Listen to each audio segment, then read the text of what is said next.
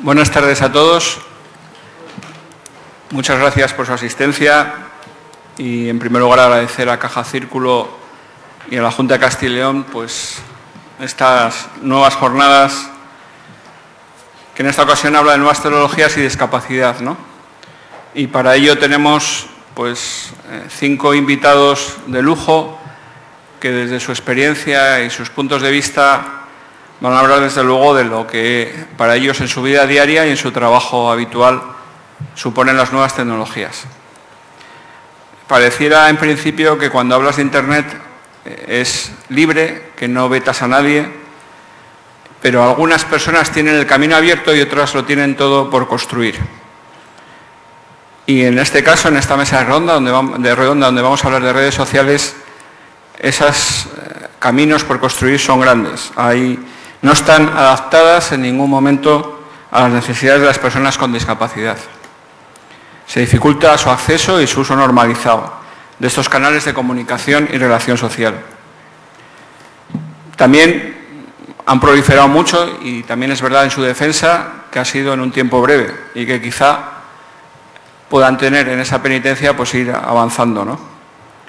Pero la discapacidad busca su sitio, se cuela a través de foros, de blogs, de otras propias redes sociales, de puntos de encuentro, de jornadas como esta, que el objetivo es pues, romper muros, ¿no?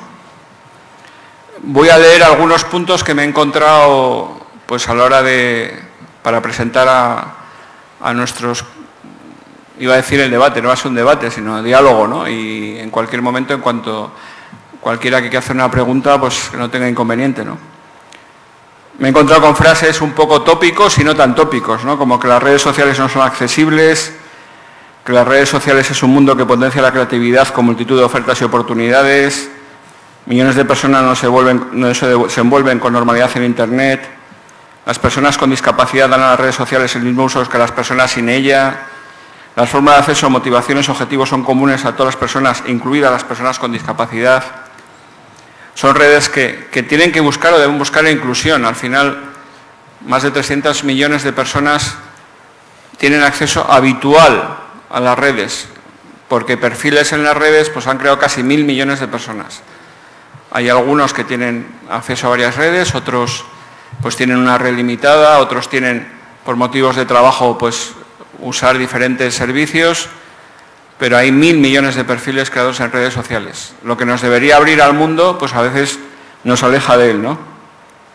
Y no es un parche, ¿no? Y las TIC, de las que pues, nuestro invitado anterior pues, habló claramente, pues tiene que ser uno de los caminos por donde abrir esos nuevos sistemas de comunicación. Y a veces se da la paradoja que lo llamamos redes sociales cuando no son sociales, cuando no son accesibles pues realmente a todas las personas que quieren acceder, ¿no? Cuando no podemos elegir libremente las herramientas con las que queremos comunicarnos, cuando los móviles, los smartphones no tienen los recursos necesarios, cuando algunos programas creados por Microsoft pues no acceden, ¿no?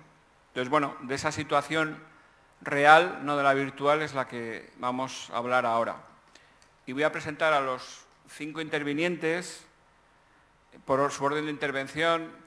Enfrente, a mi derecha, está Fernando Martín, es licenciado en Documentación por la Universidad Oberta de Catalunya. No sé si lo he dicho bien o mal, pero bueno, lo he dicho. Pero trabaja en la Universidad de Burgos ya desde hace 15 años y desde 2001 es director de la Biblioteca Universitaria, un lugar que les aconsejo que si tienen ocasión visiten, ¿no? Porque eso sí que es una biblioteca. Las bibliotecas existen, no están solo en la red, y son un gran lugar de encuentro y de debate y de profundizar en la cultura, ¿no? Es director técnico del Consorcio de Bibliotecas Universitarias de Castilla y León y además participa en un grupo de trabajo sobre calidad y mejora de los servicios de biblioteca de la Red Española de Bibliotecas Universitarias. Bueno, el segundo participante en esta mesa redonda es Santiago Puente. Es ilustrador informático, lo tengo a mi derecha, es licenciado en Bellas Artes. Gracias. Sí, me oye bien, como soy sordo y no digo nada. Bien. Se me oye bien. Perfecto. Bien, gracias. trabaja en MQD. Buenas, me llamo Santiago y soy sordo de nacimiento. Durante... ¿qué? Ahora estamos presentando y luego te doy paso. Perdona. Vale. Trabaja en MQD como diseñador y por experiencia les puedo decir que la empresa MQD es una empresa líder, es una de las empresas pioneras y que ha tenido, bueno, pioneras también no solo en el trabajo con personas sordas, sino también como líderes en proyectos, ¿no? Yo trabajo en el Museo de la Evolución y hemos tenido el gusto de trabajar con ellos a la hora de hacer pues, las audioguías, ¿no? Y estamos súper orgullosos de haber trabajado con una empresa burgalesa que tiene esos avances y esa profesionalidad.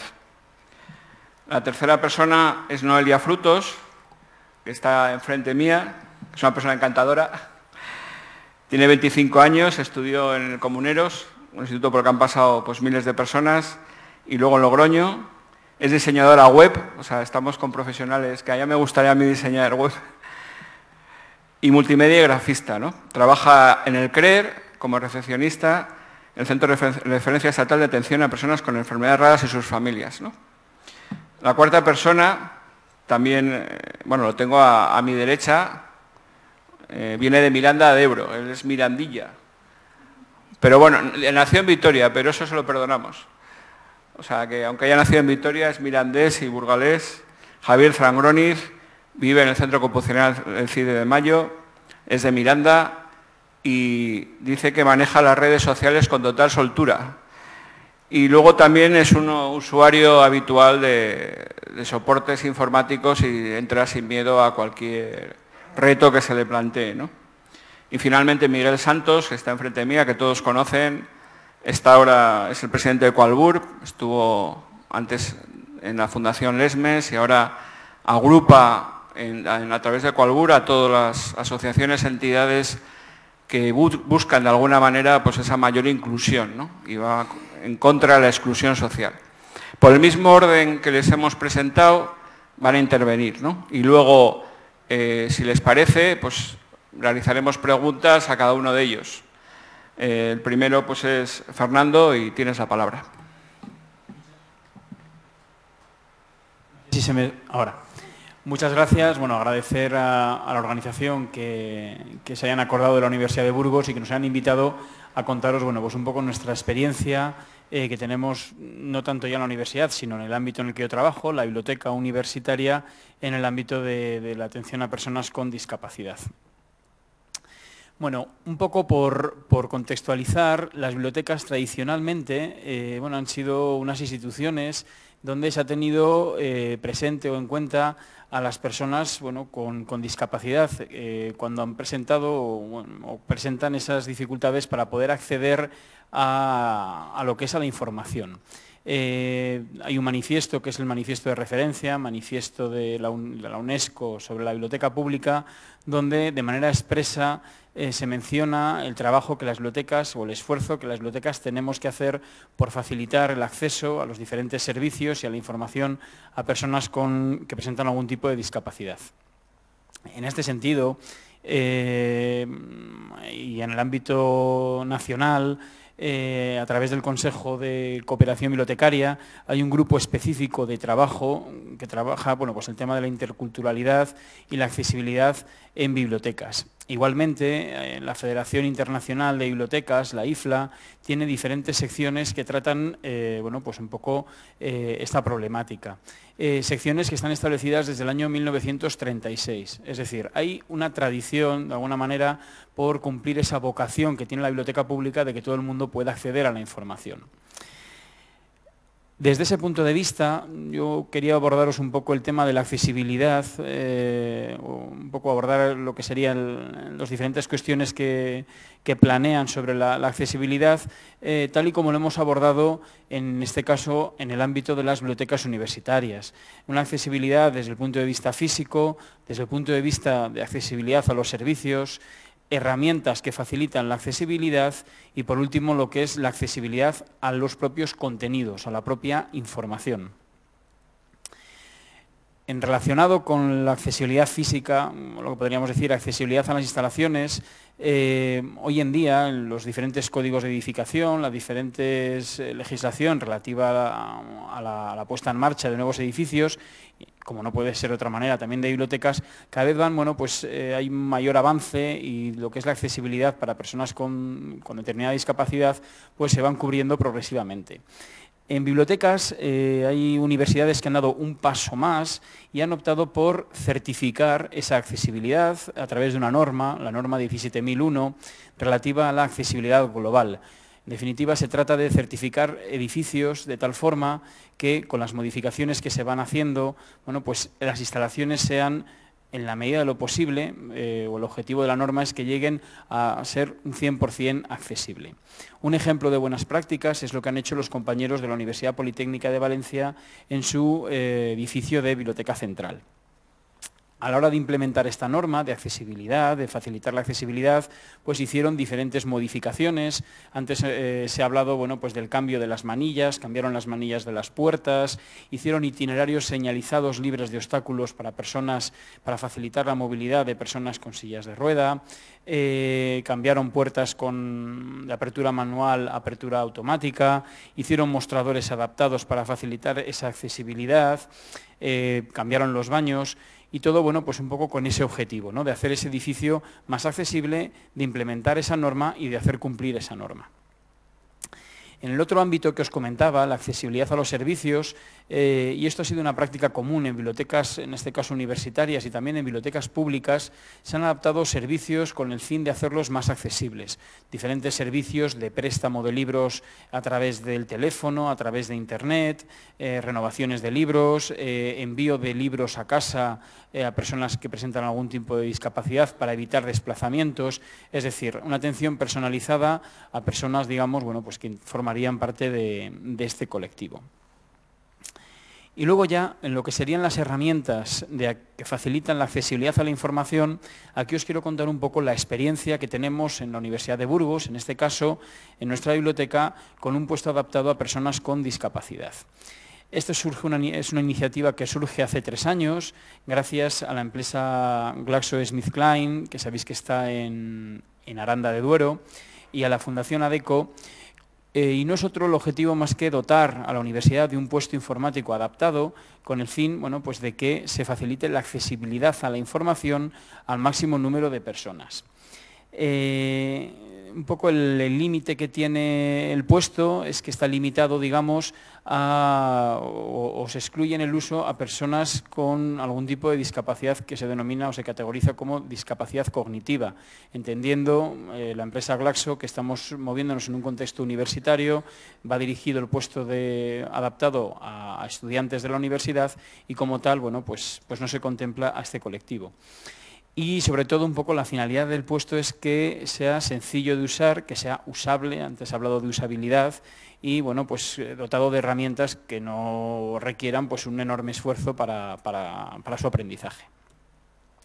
El puesto, pues básicamente os lo voy a explicar un poquito, las diferentes herramientas que componen el puesto pues son una mesa regular en altura para facilitar el acceso al ordenador a las personas con sillas de rueda, una pantalla, un ordenador con una pantalla de 23 pulgadas, con el fin de tener una mayor panorámica de visualización, 16:9.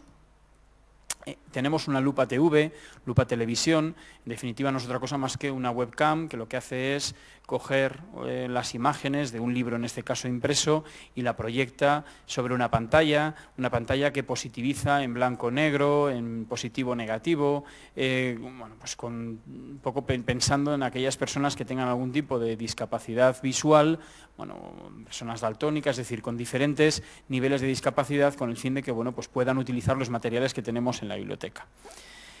Además está dotado de una serie de software, entre otros, bueno, pues lo conocéis, el programa Hubs, que es un software de lector de pantalla, de texto, disponible en 17 idiomas, y deciros, bueno, que es uno de los software que más se utiliza en este caso en la biblioteca.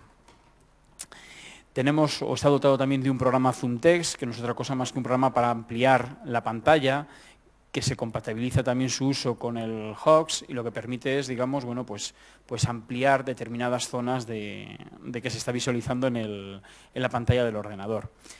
Consta también con un teclado Big Case, que un poco la idea es, bueno, pues teclas grandes para personas que tienen dificultad en la movilidad de las manos, con función de no repetición de la pulsación sobre la tecla, y también un poco, bueno, pues relacionado con lo que es la introducción de la información o de los datos en el equipo, un teclado con cobertor también para facilitar, digamos, la digitación de los diferentes caracteres a través del teclado.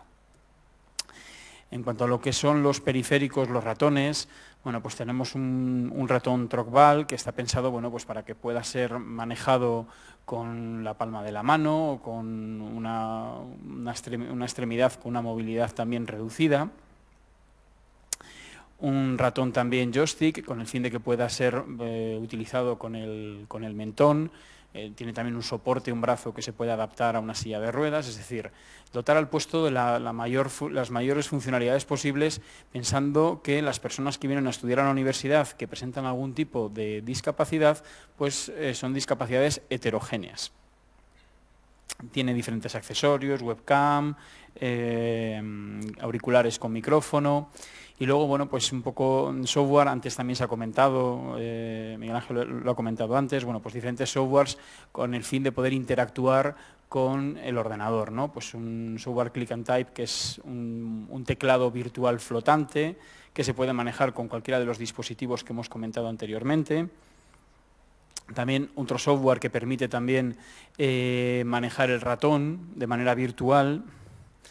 Antes alguien comentaba diferentes software para poderse comunicar.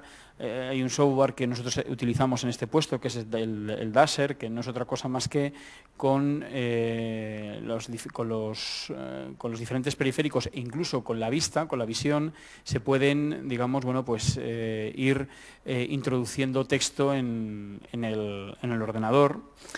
Y en este caso, bueno, pues lo que facilitaría la introducción de ese texto, ¿no? El HeadDev, que no es otra cosa más que también a través de un sistema de reconocimiento de cara, pues moviendo lo que son las expresiones de la cara, pues se puede interactuar también con el ordenador, pensado pues para personas que tienen movilidad reducida o ilimitada en manos y brazos. Esto en cuanto a lo que serían las herramientas de acceso a la información. Y ahora la cuarta pata o la cuarta perspectiva que yo os quiero comentar es cómo hacemos que la información sea accesible, cómo hacer que esa información digital sea accesible. Antes en la presentación os han comentado que yo trabajo en un grupo de trabajo de las bibliotecas de Revium, bibliotecas españolas universitarias, y hemos, bueno, pues tratado de ver este tema de la accesibilidad, incorporarlo como una preocupación más de las bibliotecas universitarias españolas, en este caso, ¿no? Las bibliotecas universitarias tenemos unos indicadores anuales, son indicadores de actividad, de calidad, y en el grupo de trabajo en el que yo estoy entendimos que teníamos que meter un indicador relativo a la accesibilidad de la información que una biblioteca proporciona, en este caso en formato electrónico. Y no es otra cosa más que ver si nuestras páginas web que ofrecemos a la comunidad universitaria son o no accesibles. Para eso, bueno, pues utilizamos un test que hay en Internet, que es el 3W del consorcio de la World Wide Web, que en definitiva lo que te dice es el grado o nivel de accesibilidad de tu página web. Deciros que es un trabajo costoso, pues porque es verdad que no en todas las universidades pues hay la misma sensibilidad, a pesar de que tenemos el obligado cumplimiento por parte de la legislación de hacer accesible la información que como administración proporcionamos, en este caso, a la comunidad universitaria. De 70 universidades, pues solamente el 41% tienen la práctica de evaluar su página web y de corregir los errores que tienen de accesibilidad. Los diferentes niveles de accesibilidad, bueno, pues ahí ya veis que el 48% de las bibliotecas tienen problemas de accesibilidad, solamente el 10% está en un nivel de accesibilidad A3, con lo cual sus páginas, bueno, pues pueden ser leídas por esos sistemas que antes, por el HUBs, ¿no? Por ese sistema de dictado de texto, y el 42% están en un nivel A2. Al respecto, y con idea de no salirme demasiado del tema de las redes sociales, y ahora nos vamos un poco al asunto de las redes sociales, en Internet está accesible un informe de ISCAPNet, imagino que lo conoceréis, que es el Observatorio de Accesibilidad TIC. Hicieron en el año 2010 un estudio acerca de los niveles de accesibilidad de las diferentes plataformas, redes sociales que en aquel momento estaban pitando, ¿no? Sabéis que esto es muy cambiante, ¿no? Que tan pronto sube Facebook como de repente aparece por ahí en un garaje de no sé dónde, inventan otra red social y ya dejamos de hablar de Facebook y hablamos de otra cosa. Bueno, pues en el 2010 hicieron el estudio. Un análisis técnico con esta herramienta que antes os he comentado, saber si una red social es accesible o no, y bueno, tenían una puntuación máxima de 5 estrellas. Bueno, ahí veis que quizás las más utilizadas, el Twitter y el Facebook, le dan 1 estrella, le podían haber dado 0, le han dado 1 estrella. La que mejor parada sale es LinkedIn. Y luego, aparte, hicieron otro estudio relativo a la experiencia del usuario.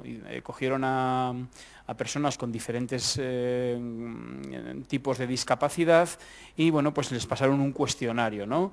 Y a partir de ahí, pues los usuarios de esas redes, bueno, pues valoraban su experiencia en función de unos parámetros. Y bueno, ya veis que ahí, bueno, pues sale un poquito mejor parado el Twitter y el Facebook respecto al análisis técnico, pero hasta ese 5 estrellas, que sería la accesibilidad total, pues queda un camino muy, muy largo por recorrer. Nosotros en las páginas web, en este caso aplica toda la Universidad de Burgos y son, digamos, lo que hemos hecho ha sido establecer unos criterios, 12 criterios que establece la V3C, que os comentaba antes, para ver si nuestras páginas web son o no accesibles.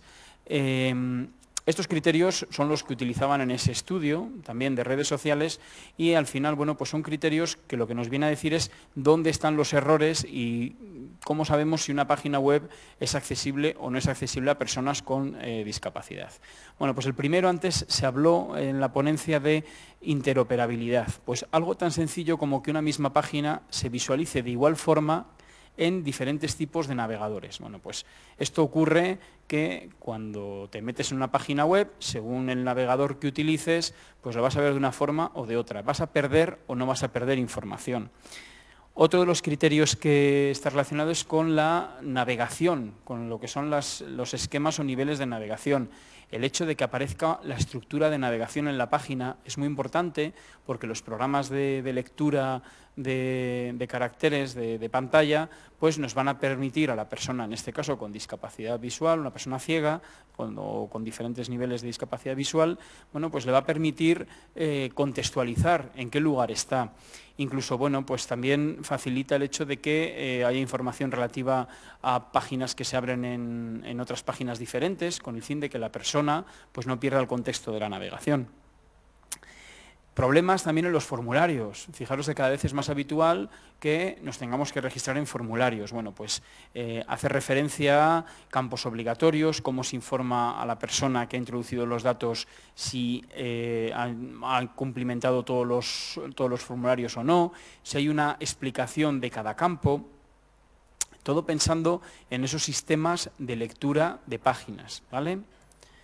Problemas, digamos, con el tratamiento de las imágenes. Pensad, bueno, pues que a veces ponemos imágenes, no sabemos si son relevantes, el texto que acompaña a la imagen es muy importante para que sea leído por estos programas de reconocimiento de caracteres. Problemas con lo que serían los encabezados y los etiquetados de esos encabezados. Esto ya es lenguaje de programación, pero toda esta programación que va por debajo de la página va a ayudar después a este software a hacer mejor su trabajo. Problemas, hemos hablado antes con que tenemos software que amplía las páginas web, ¿no? Bueno, pues a veces cuando uno le da al zoom en el navegador, lo que nos pasa es que se nos desconfigura el texto. Algo tan sencillo como podría ser que el texto entrara en un cajetín, pues de repente se nos salta a otro lado, el programa que lee esa página ya ese texto lo deja sin leer, es decir, hay problemas de legibilidad. Problemas, lógicamente, pues con temas de contrastes de imágenes, el uso de colores estridentes, pues también esto, el test que os he comentado, pues de alguna manera pues nos alerta de si nuestra página es accesible o no es accesible. Problemas con los marcos, los frames, ¿verdad? Pues que parten la página web en diferentes, hace una estructura de página web que también es bastante ilegible por parte de estos programas. Problemas con los scripts son esos mensajes que de repente cuando tú estás interactuando con la página web te lanza un mensaje y si ese script no es legible por estos programas, la persona que no tiene capacidad visual, en este caso, pues no va a perder información que va a ser relevante y se va a atascar en la navegación. También, bueno, pues el tratamiento del contenido multimedia, lo que estamos viendo aquí, ¿no? Que se está subtitulando de alguna manera los contenidos multimedia. Bueno, pues a ver si los contenidos multimedia que ofertamos están o no están subtitulados. El uso de PDFs, fijaros, poner un PDF, colgar en un PDF en una página web sin ninguna información relativa al contenido del PDF, pues eso implica que la persona que tiene problemas de acceso a través de, que no va a poder ver la página, pues va a desconocer si la información que guarda el PDF es o no es relevante. Y luego, pues otra de las cuestiones que imagino que las habréis visto, que son el uso de los captchas, estos famosos, que no es otra cosa más que introducir un texto para que el ordenador sepa que quien está accediendo a una cuenta no es una máquina, no es un robot, sino que es una persona. Bueno, pues algo tan sencillo como introducir un texto se puede complicar cuando os pongo ahí un ejemplo, lo que hay que introducir es un texto que aparece en una imagen que no es legible, lógicamente, por esto de software. Pues alternativas, pues las hay, ¿no? Pues hacer preguntas de tipo cognitivo, ¿no? Ahí os pongo un ejemplo. ¿Cuál es la suma de 2 más 2? Pues con poner un 4 nos hemos quitado un problema de en medio, ¿no? Son soluciones sencillas que facilitan esa accesibilidad.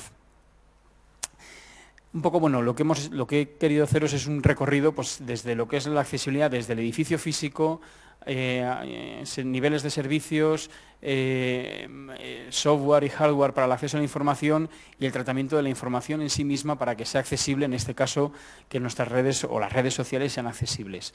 Preparando un poco lo que os iba a contar hoy, me encontré con una página que la verdad es que desconocía, se llama Blinkworks. Es una red social dedicada para personas que tienen algún tipo de discapacidad visual o personas ciegas. Ellos, la verdad es que la desconocía, se anuncian como la red social accesible para todos de verdad.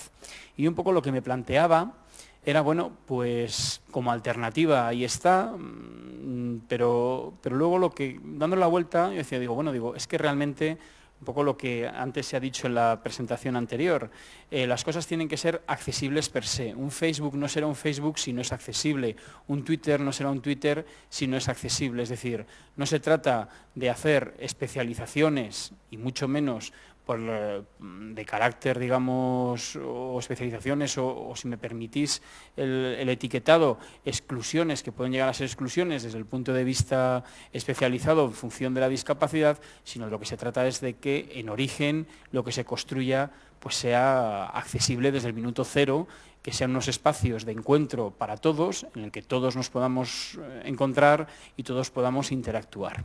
Esa es un poco la reflexión que a mí me salía de todo esto, ¿no? Así que nada, sin más, pues muchas gracias por vuestra atención.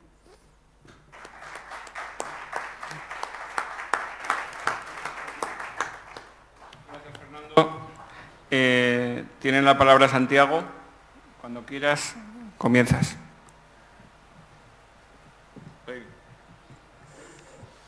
Vale, gracias. Ahora tal vez que se voy a empezar, ¿eh? Bueno, buenas, me llamo Santiago y soy sordo de nacimiento. Durante mi adolescencia no había más comunicación. Gracias. No había más comunicación con otras personas sordas, más que de cara a cara. Pues obviamente no podíamos usar el teléfono para llamar o charlar. Así que solemos siempre reunirnos en la asociación de sordos todos los viernes y los fines de semana para comunicarnos y enterarnos del día a día en la década de los 80 y 90. Entonces hubo intentos de inventar aparatos para comunicarnos por escrito a través de la línea telefónica, como una especie de un pequeño ordenador rectangular de estas que se enchufan por la línea y ocupaba bastante espacio. Por entonces, ese fue en los 90, aunque la verdad es que no lo usaba a menudo, pues muy pocos sordos tenían habilidad con la palabra escrita. Así que lo tenía en mi mesa durante bastante tiempo, sin usar como si fuera una decoración. Por suerte, al final de los 90, apareció una nueva versión más simplificada, pequeña y que ocupaba poco espacio. El teléfono de texto para sordos DTS. Simplemente se ponía el teléfono sobre el aparato y marcar un número para que se conecten. Era fácil de llevar y me fue muy útil cuando me fui a la Universidad de Salamanca y lo usaba para charlar con mi familia durante los fines de semana. Había un servicio, la radio subtitulada, Miralla, que enviaba noticias y avisos particulares a personas. Pero el mayor acontecimiento en las relaciones entre los sordos surgió con la aparición de los teléfonos móviles, como el Nokia 9310, que se podía abrir como si fuera un portátil en miniatura, para poder enviar y recibir mensajes de texto flash que fueran de mucha ayuda para la integración social, pues podía llamar, por ejemplo, a otras personas sin ayuda, o mandaba un mensaje a un intérprete para informar de la hora de una clase en la que le necesitaba. Eso supuso un cambio en la vida social de los sordos, pues como podíamos mandar mensajes a otros sordos para quedar o informar, ya no acudíamos mucho a la asociación, lo que se nota mucho al haber menos gente allí.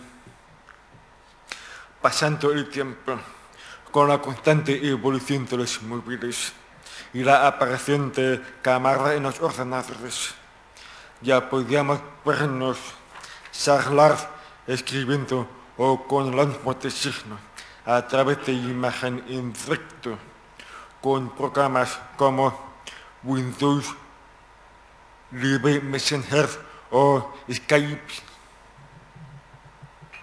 Ahora, con la actual tecnología, las redes sociales de los sordos son mucho más amplias que hace una década, a escala nacional, incluso internacional.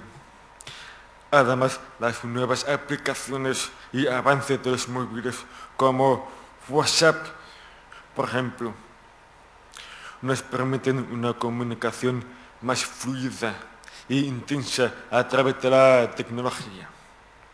Ha habido más aportes tecnológicos para la integración, como los signos-guías,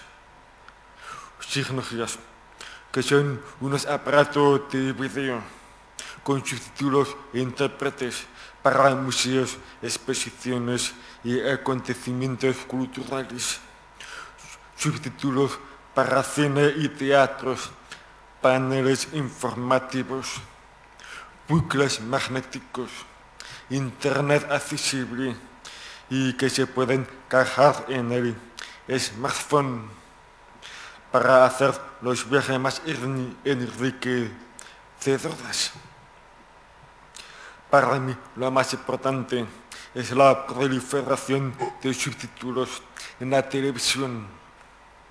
Me agrada ver noticias, series, películas, deportes, documentales, etc. Y poder entender todo sin problemas.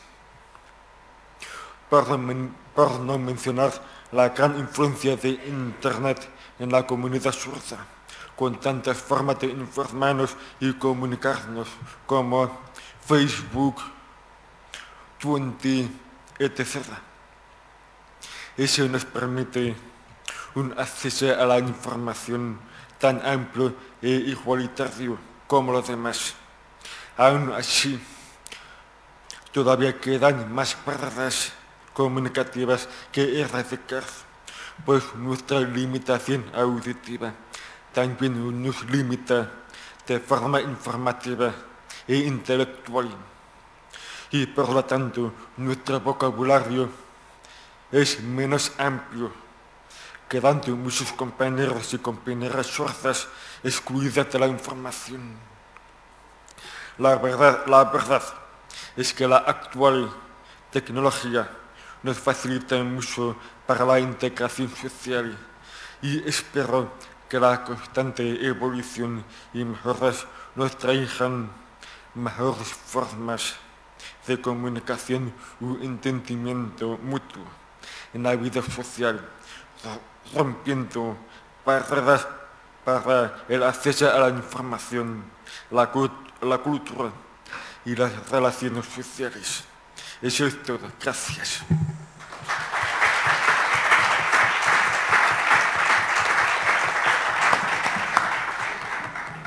Muchas gracias, Santiago. Es el turno ahora de Noelia. ¿Oís o...? Bueno, me lo bajo un poquito por si acaso. Bueno, buenas tardes. Quiero agradecer a los organizadores su invitación a participar en estas jornadas y me gustaría ofreceros mi punto de vista sobre cómo las redes sociales influyen en la vida diaria de las personas con discapacidad. Estoy un poco nerviosa. Bueno, os haré una pequeña introducción al tema. Tengo 450 amigos, 105 fotos, una media de 5 me gusta al día de mis contactos sobre lo que yo publico, 6 eventos este mes y una nota. Tengo también 56 followers o seguidores. Sigo a unas 200 personas y unos 350 tweets escritos o retuiteados. Aparte de una privacidad, yo creo que más o menos aceptable dentro de todo lo que suponen las redes. Bueno. Bien, al prepararme esta ponencia encontré un estudio realizado por María Pía Venturiello, becaria doctoral de la Facultad de Ciencias Sociales de la UBA, en el que estudia el impacto de las redes sociales en la vida diaria de las personas con discapacidad. Os iré citando fragmentos de este estudio mientras os cuento mi experiencia por las redes. María parte de un punto que dice así: las personas con discapacidad tradicionalmente ocupan un lugar relegado dentro de la sociedad, a la vez que son receptoras de discriminación. Asimismo, su desarrollo social está fuertemente limitado por la imposición social de desventajas. Vale, pues estoy de acuerdo, ya que las barreras a las que me tengo que enfrentar cada día son sobre todo las arquitectónicas y las sociales. Las arquitectónicas me impiden una red social de amistades reales y tangibles, con los que puedo quedar en un lugar y en el momento que me apetezca. Y las redes sociales normalmente me impiden que la gente conozca mi personalidad antes que mi físico. También es verdad que hay gente que se socializa conmigo, pero a veces por curiosidad y chismorreo de tipo, pues ¿qué te ha pasado?, a la que le contesto mejor o peor según el momento que me pille, como creo que haría cualquier persona. Llevo unos 13 años navegando por Internet y unos 3 años en las redes sociales. La primera que utilicé fue Twenty, creo que es la más fácil de manejar entre las 3 redes sociales más utilizadas del momento. Cada una la utilizo para una cosa. Facebook y Twenty las utilizo para mantener el contacto con las personas que conocí estudiando en Logroño, como bien ha dicho mi compañero, para seguir relacionándome fuera del trabajo con mis compañeros, para investigar la incidencia de mi enfermedad en España y en Estados Unidos, porque hay grupos creados que hablan de ello. Bueno, y por qué no decirlo, para jugar a las granjas, restaurantes y demás juegos que ofrecen. Bueno, sin embargo, Twitter llevo menos tiempo manejándolo, pero me parece un recurso más rápido para expresar tus ideas brevemente y en el momento. Dependiendo de cada situación, utilizo una u otra. Como podéis imaginaros, he tenido diferentes experiencias en este tiempo. Las he tenido buenas, como por ejemplo, encontrar a gente con la misma enfermedad que yo, españoles, americanos, australianos, donde podemos contar nuestras experiencias, dar ideas de cómo mejorar nuestra calidad de vida, dar información a los papás de recién nacidos con un diagnóstico pero sin demasiada información al respecto. Creo que esto es útil para no encontrarse solos en diferentes momentos. Aunque también pueden resultar peligrosas, debido a que no hay forma de autentificar quién es la persona que está al otro lado, pudiendo hacerse pasar, por ejemplo, por una persona que ha tenido un accidente de tráfico con resultado de paraplegia, con una silla de ruedas incluida que se había comprado, solamente con la intención de contactar con chicas con diferentes discapacidades físicas. En este caso concreto me resultó un poco extraña sus insistencias y forma de presionar. Y un día, por casualidad, encontré un mensaje en un grupo de mujeres con discapacidad y descubrí que esa persona ni tiene paraplegia ni es quien dice ser. Cuento esto para que veáis hasta qué punto la gente es capaz de inventarse cosas para sacar beneficio personal, intentar manipular a quienes no tengan las cosas claras y hacer mucho daño psicológicamente a quienes no tengan asumida su discapacidad o sus posibilidades en la vida. Esta mala experiencia hizo que durante un tiempo me diera miedo enfrentarme a las redes sociales, pero enseguida me di cuenta que no caí porque confié en mi instinto. En el fondo había cosas que no me cuadraban y por ello no permitía que se metiera en mi vida. Así que aprendí algo muy valioso y es que puedo confiar en mí misma. Estoy convencida de que realmente no conoces a una persona hasta que le miras a los ojos. Al fin y al cabo, esto es Internet. Contrarrestando este incidente está la socialización que las redes me permite tener para mantener el contacto con compañeros del cole. Voy a beber agua.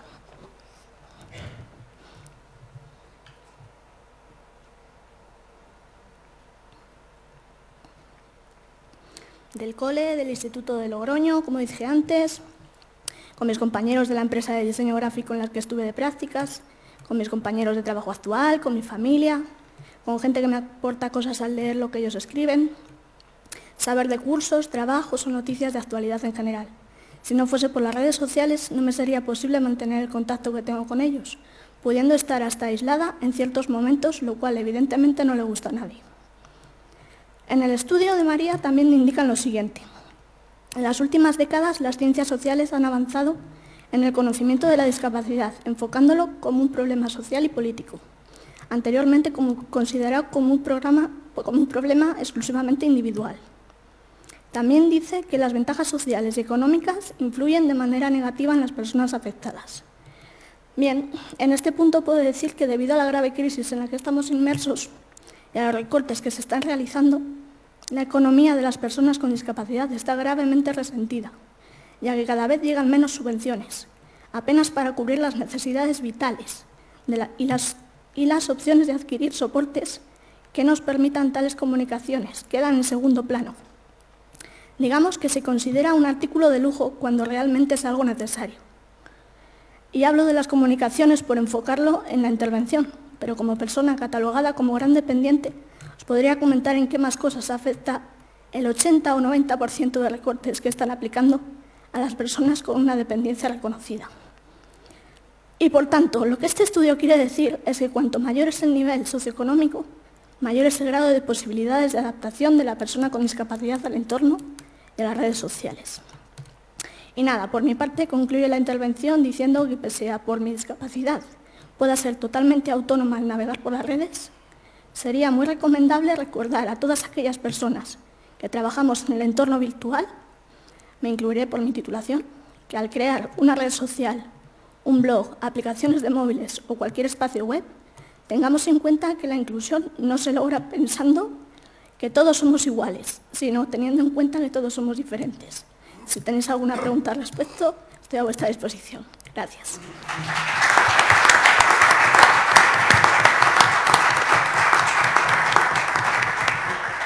Gracias, Noelia. Es el turno ahora de Javier. Buenas tardes. Me llamo Javier Zangroniz y tengo 20 años. Llevo algo más de medio año en el Centro Ocupacional CID, donde yo vivo. Allí asisto a talleres como carpintería, jardinería y voy al aula para aprender y me preparo para encontrar un trabajo. Desde que era niño me gustan las redes, los ordenadores. El Messenger lo empecé a usar hace muchísimo tiempo, desde que tenía 9 años. Me servía para chatear con compañeros del colegio y también con gente del pueblo donde solo iba en verano. Hasta los 18 años no me registré en el Twenty y fue una maravilla, porque podía hacer muchas cosas. Además de chatear con personas que tengo agregadas, puedo subir fotos, ver fotos de mis amigos, comentarlas y etiquetar. Es decir, poner en las fotos el nombre de cada persona y así a la vez ellos ven ellos en su Twenty. Una cosa que me gusta mucho es que puedo añadir vídeos a mi Twenty y escucharlos a la vez que veo fotos o escribo comentarios y les digo lo feos o guapos que salen. Hace más o menos un año me hice una cuenta en Facebook y también está bien, pero no veo mucha diferencia con el Twenty. De hecho, uso las dos indiferentemente, aunque depende, porque algunos amigos míos tienen Twenty y otros Facebook.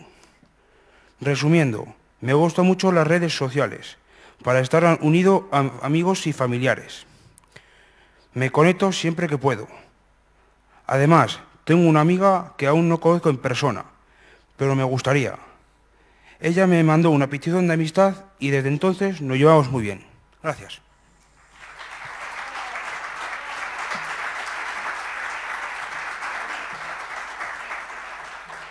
Gracias, Javier.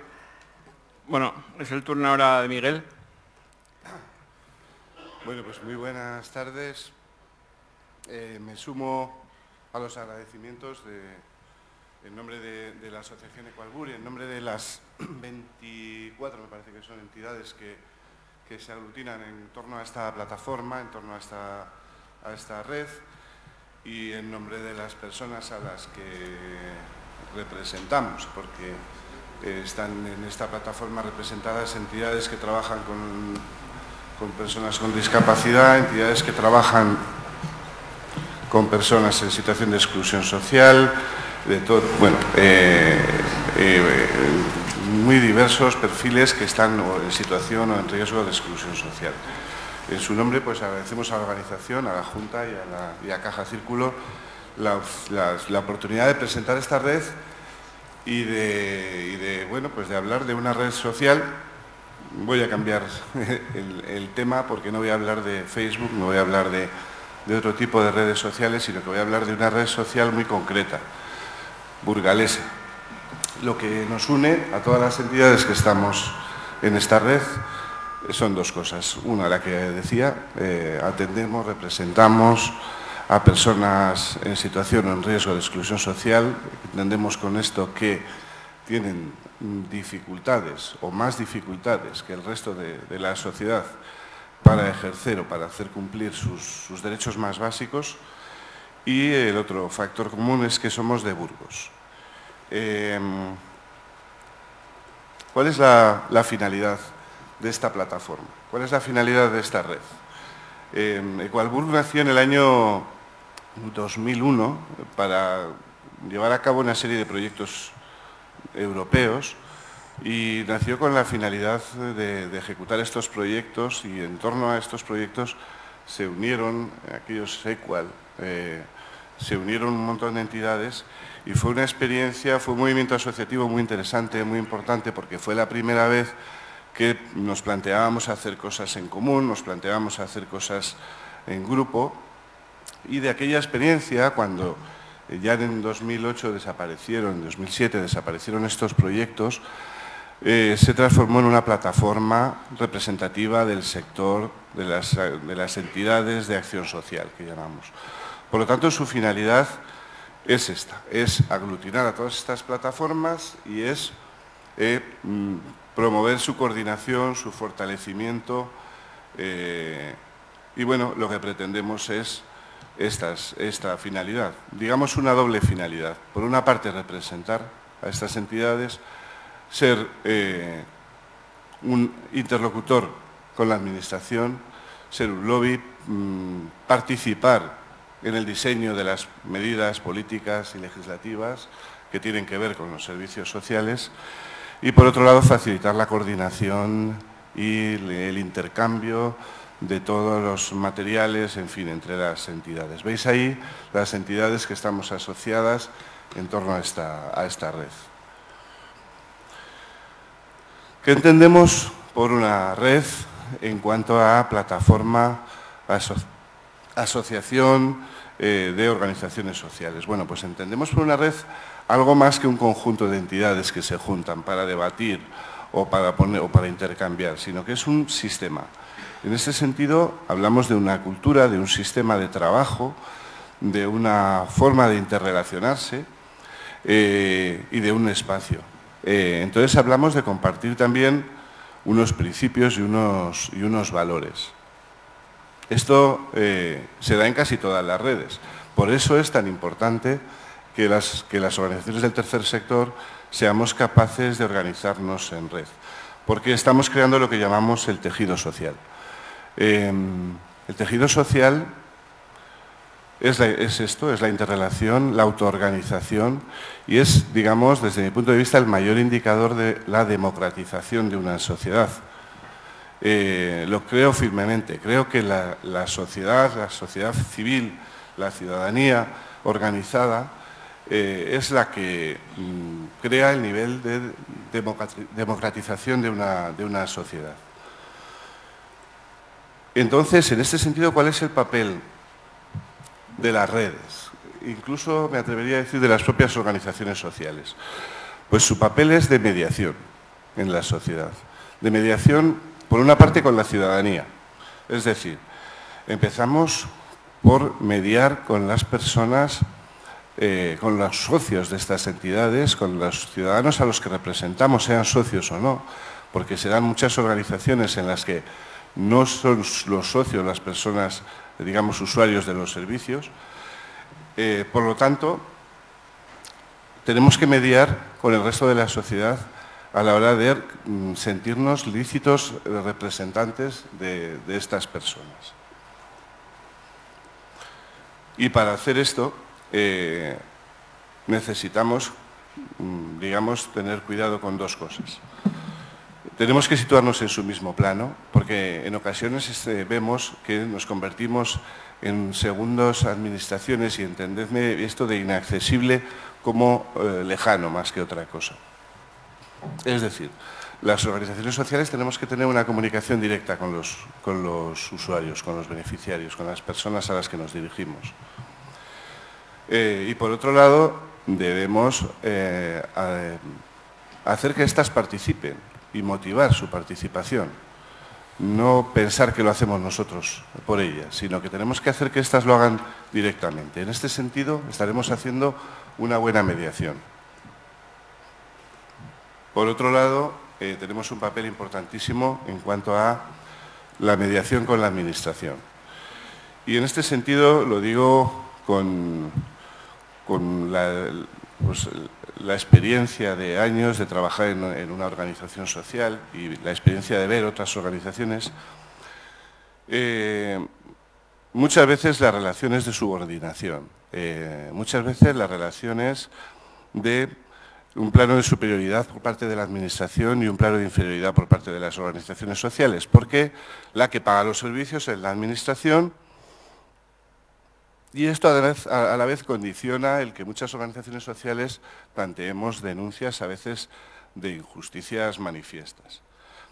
Por otro lado, esto mismo hace que caigamos en una tecnocracia, porque al tomar las decisiones la Administración, al basar estas decisiones en informes técnicos, y a veces lo político y lo técnico se mezcla, hacemos que decisiones técnicas condicionen lo que los propios ciudadanos, las propias personas, objeto y sujeto de las políticas sociales, queden autolimitados y sus decisiones queden muy condicionadas. Y esto debilita el tejido social, claramente. Y esto debilita la democratización que estábamos hablando. Pero esto se da porque se cometen a veces errores, desde mi punto de vista, importantes. Uno de ellos, igual el más importante, reducir lo público a la administración. Yo me pregunto si existe algo más público que la propia ciudadanía organizada. Si existe algo más público que la propia sociedad civil organizada. Y a veces se habla de privatizar servicios, incluso, cuando se habla de que sean estas mismas asociaciones las que gestionen los servicios. Yo me pregunto si una asociación creada por los padres de personas con discapacidad intelectual, por poner un ejemplo, van a gestionar los servicios con la misma calidad que lo puede gestionar una empresa, ¿no? En este sentido, yo creo que se debería buscar más una cooperación, más que una relación, como digo, de subordinación. Incluso está hablando de sacar a concurso continuamente, de hablar de gestión pura y dura de servicios. Y también hay en ocasiones, y esto no es una cosa generalizada, pero a veces se da un error de actitud, incluso de desconfianza por parte de la administración. Esto yo creo que son errores que se cometen y que sería saludable que se fueran, por lo menos, corrigiendo en la medida de lo posible.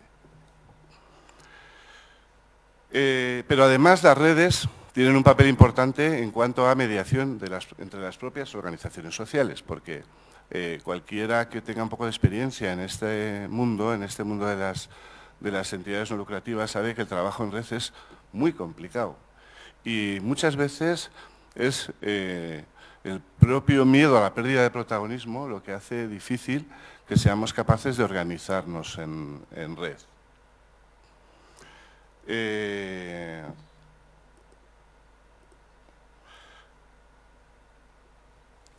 Los tipos de redes que nos encontramos son las que veis ahí. Tampoco tiene mayor importancia esto, pero sí que es cierto que las redes en las que nos vamos encontrando son, por una parte, en cuanto al territorio, en cuanto al sector y en cuanto a la organización.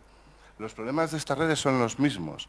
A veces es el protagonismo el que hace que estas redes no sean capaces de funcionar. Por lo tanto, yo creo que es importante ver cuáles son las ventajas de trabajar en red. Ahí he puesto algunas. Desde luego, salvo la posible pérdida de protagonismo, no se me ocurre ninguna desventaja. Es decir, trabajar en red, todos son ventajas. Lo podéis ver ahí, tampoco me voy a detener mucho en cada una de ellas. Es cierto que se produce más creatividad, se producen proyectos que, de no ser por la colaboración, a través de la colaboración de varias entidades, no podrían ni siquiera ejecutarse. Se pueden comparar resultados, se puede intercambiar material. Bueno, pues veis ahí todas las grandes ventajas de trabajar en red. Yo diría la necesidad hoy día de trabajar en red. Pero para que una red tenga éxito, y voy terminando, creo que lo más importante es sistematizar el trabajo. Es decir, a veces una red lleva años funcionando, pero no es capaz de obtener resultados porque las propias entidades socias no saben muy bien qué es el papel que tienen que desarrollar. A veces se produce una participación muy alta, pero resulta que nos perdemos en discusiones eternas o en reuniones poco eficaces. Por eso, en este sentido, es muy importante que exista una buena planificación, sobre todo unos buenos sistemas de información y comunicación, y aquí es donde entran en juego también las nuevas tecnologías, que son muy útiles para este tipo de plataformas, y bueno, pues la capacidad luego de cada entidad y la madurez de cada red de ser capaz de llegar a acuerdos. Para concluir, el otro día leía un proverbio africano que decía, era algo así como que si juntamos las telas de araña, seremos capaces de parar incluso al león, algo así decía el proverbio. No quiero decir que el león sea la administración, ni mucho menos, ni siquiera quiero decir que el león sean los recortes o los ajustes, palabra ahora de moda, ¿no? La verdad es que creo que nuestro peor enemigo ahora mismo es el desánimo. Y creo que no debemos caer en él, dadas las circunstancias, ¿no? Creo que debemos seguir ahora más que nunca empujando y trabajando por estas personas y por cualquier persona, que cada vez no sé si son más o son más las que están en riesgo, pero lo que sí que es evidente es que cada vez están en peor situación. Muchas gracias.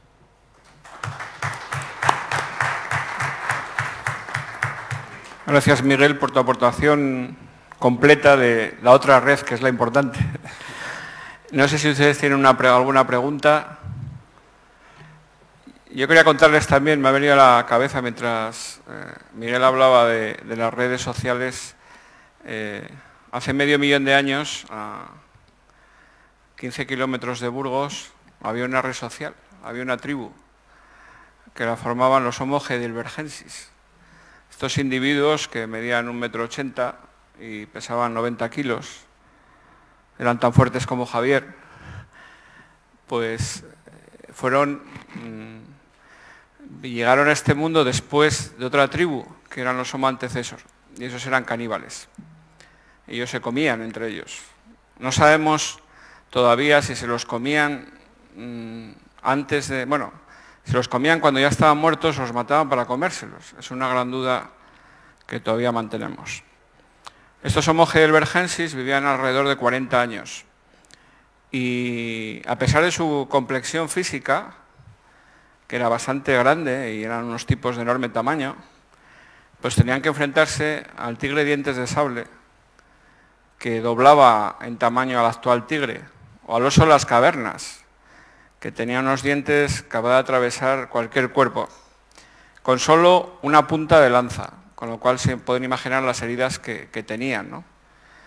De esa tribu formaba parte Jimena. Jimena es una chica que nació con discapacidad y que si no lo hubieran ayudado hubiera muerto nada más nacer, y vivió más de 12 años.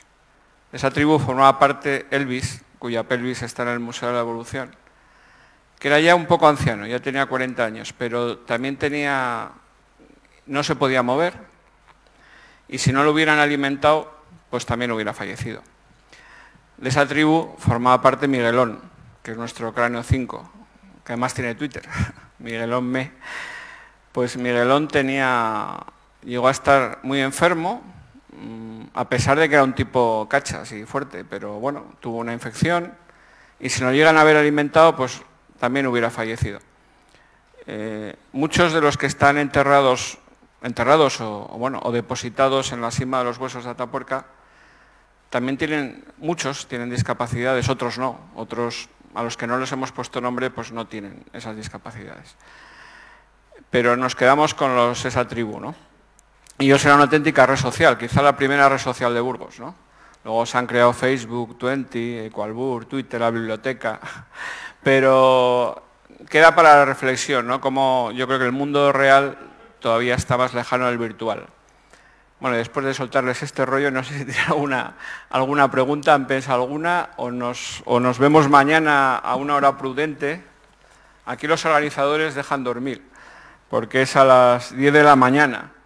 O sea que para hablar de legislación y mercado. Bueno, cuando suena mercado la palabra suena extraña, ¿no? Ahora que nos van a intervenir a todos, lo de los mercados. Pero bueno, luego hablamos de tecnología y accesibilidad. Luego hay un descanso, menos mal. Y luego hay un mundo accesible para todos y la jornada sigue por la tarde sobre Burgos, pionero en la investigación y el desarrollo de las nuevas tecnologías, cosa que es verdad. Burgos es pionero en temas de solidaridad. Quizá la Fundación Equalbur, no sé si existe en muchos lugares de Castilla y León, pero quizá no, y con tantas asociaciones como las que tiene Burgos. Y Burgos es pionera en temas también de nuevas tecnologías y accesibilidad. Ya hablaba antes de Mira que te digo, ¿no? Como una asociación primera, pero hay muchísimas en Burgos y muchísimas ONGs que trabajan y que avanzan, desde luego, más rápido y de una forma más solidaria que todas, ¿no? Y es lo que decía Miguel ahora, ¿no? Lo que no vale es el desánimo, ¿no? O sea, que nos toca trabajar más por esos derechos y esos deberes. Y muchas gracias a todos, muchas gracias a los participantes. Bueno, nos vemos mañana. Yo les veo si quieren ir al museo, les veo allí, pero aquí nos vemos. Al menos se está dando en streaming, o sea que si alguno lo puede difundir a través de las redes el streaming. Está aquí en la parte posterior el lugar del streaming. O sea, que hacer un Twitter o ponerlo en Facebook, aquí el amigo Javier lo va a poner en Facebook hoy cuando llegue al ordenador, la dirección del streaming para que todos los que no puedan asistir al menos puedan verlo o, bueno, en algún momento de la mañana. Pues muchas gracias, hasta mañana.